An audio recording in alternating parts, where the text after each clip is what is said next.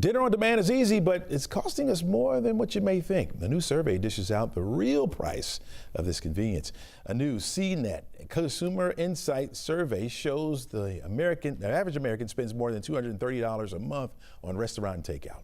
As for the food already in the fridge and the cupboards, well, around $125 of it is wasted each month. Despite this, most U.S. adults have not tried meal kits, citing that the cost is the main deterrent.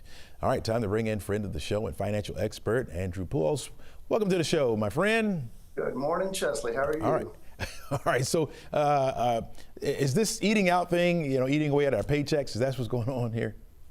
It certainly is, man. If you've gone out to eat anything lately, whether it's dine-in or fast food, you will realize how expensive things have gotten, especially since the pandemic with rising food prices.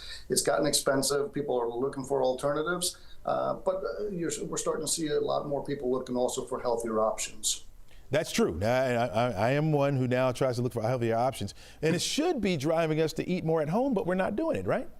We're not. Look, demand, work schedules, demand, family life, just drive us all to try to find the cheapest and quickest option a lot of times, and that is what drives us out to eat out, which drives our cost up, right? So eating out certainly is not healthy. The healthier option is, of course, at home. But if you eat at home, that means you got to go to the grocery store. You got to buy the food, the ingredients, have time to cook, put it all together. So it really depends on what you like. For me, look, there's nothing that beats getting a nice fresh steak, throwing it on the grill, and enjoying what I'm eating. I know what you mean. Hunger will drive us to do a lot of things, right? Do you think maybe that psychologically we just don't know how much it's actually costing us to eat out, and we just at the end of the month we look and say, "Whoa, where did all my money go?" Is that what's happening here? Yeah, listen, I would be inclined to say that most people do not look to see really how much you're spending, whether it's eating out, whether it's how much you're spending at the grocery store, trying to be a little more frugal, spending less. The challenge is that a lot of times, even going to the grocery store, we're not super careful as to how much we're spending. We'll go in there, we'll grab what we need, and we'll grab a few things that we don't need. It's precisely why my wife, Chesley, prohibits me from going to the grocery store. She does all the shopping. She sends me to the grocery store. For two things, I come back with a bag full, and then, she starts yelling at me as to why I overspent. So that's exactly what happens with a lot of people. We'll go in there, we see so many things on the store shelf, and we start picking things that we don't need. We take it home, and it all goes to waste. It all goes to waste. That's what we're going to talk about now, right? Is that just poor planning on our parts here?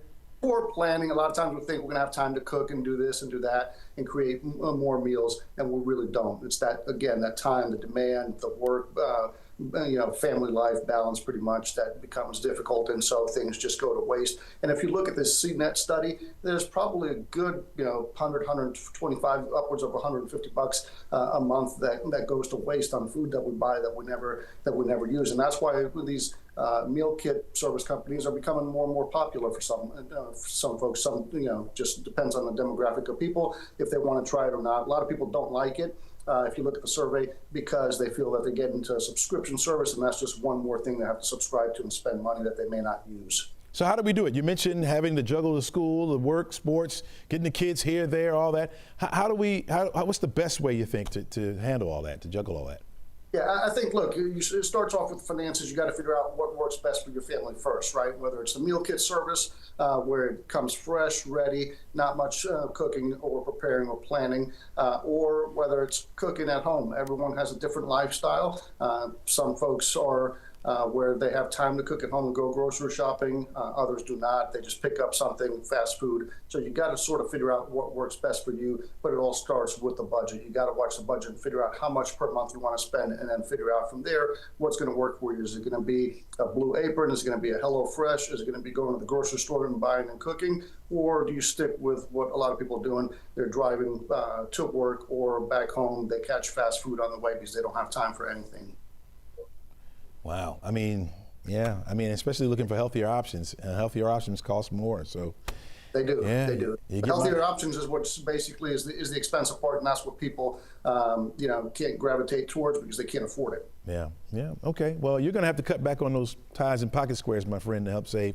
I'll do that if it means a good old-fashioned steak, and the next one I put on a grill, you're coming over for dinner.